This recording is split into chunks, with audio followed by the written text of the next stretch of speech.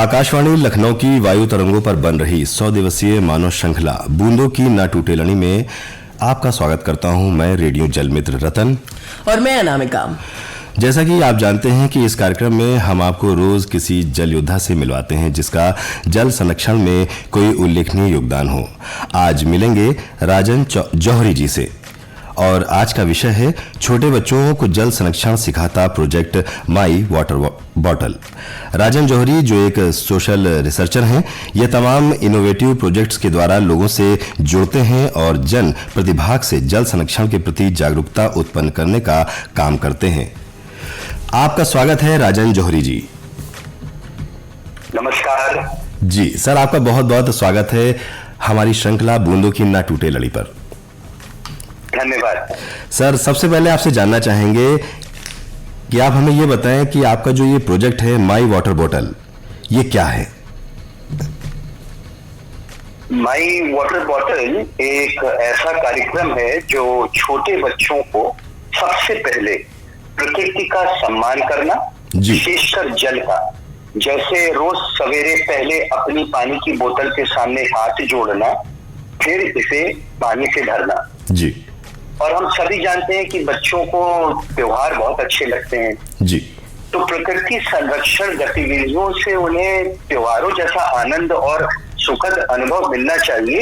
ये इस कार्यक्रम के द्वारा हम उनके लिए इसी प्रकार की आनंददायक गतिविधियां डिजाइन करते हैं और संचालित करते हैं। जी सर, एक चीज आपसे और पूछना चाहेंगे कि आप जल संरक्षण के क्षेत्र में कितने सालों से काम कर रहे हैं और आप इतने छोटे बच्चों को आपने क्यों चुना इस प्रोजेक्ट के लिए? मैंने 2016 में हमारे सामाजिक सांस्कृतिक व्यवहार को पारिस्थितिकी यानी इकोलॉजी के दृष्टिकोण से देखना शुरू किया था जी।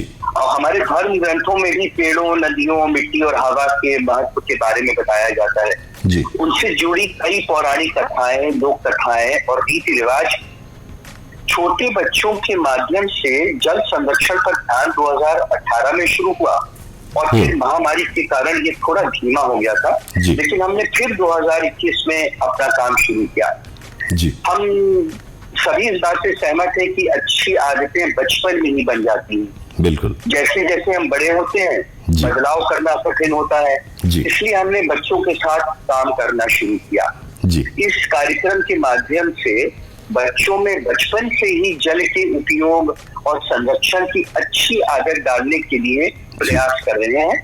मेरा ये दृढ़ विश्वास है कि हम उनके बचपन से ही प्रकृति, विशेषकर जल के प्रति उनके व्यवहार को डिजाइन करना चाहिए। जी, कृपया सर बच्चों से जुड़े अपने अनुभव भी हमसे साझा करें। जी देखिए, ये छोटे बच्चे कुछ दिनों में बड़े हो जाएंगे और हम उन्हें सामाजिक उद्यमी बनने के लिए प्रेरित और प्रशिक्षित करेंगे। ये योजना हम बना रहे हैं जी जी। और हम उन्हें जलवायु परिवर्तन जैसी ज्वलंत समस्याओं के व्यावहारिक समाधान खोजने के लिए भी प्रोत्साहित करते हैं।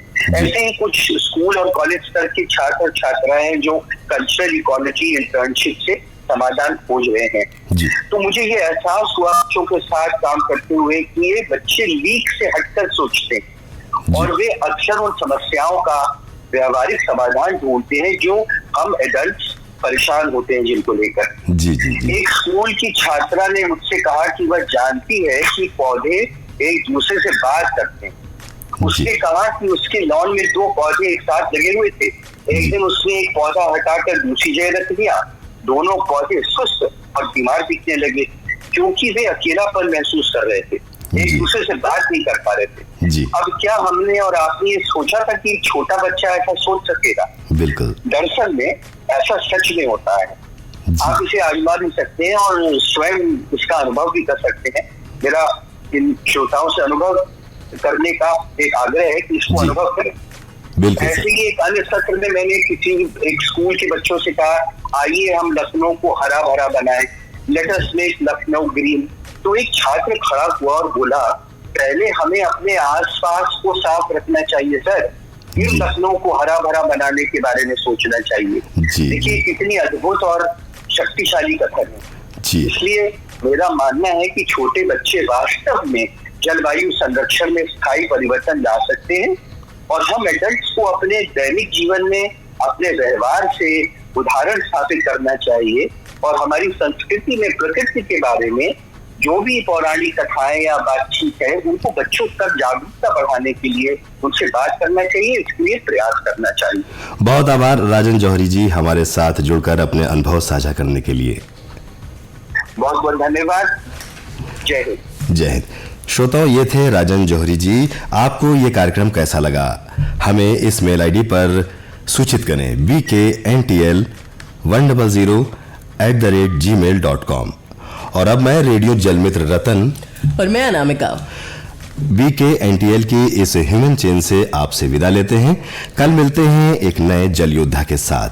नमस्कार। सुनते रहिए 100.7 FM, क्योंकि जहां हैं आप वहीं हैं हम।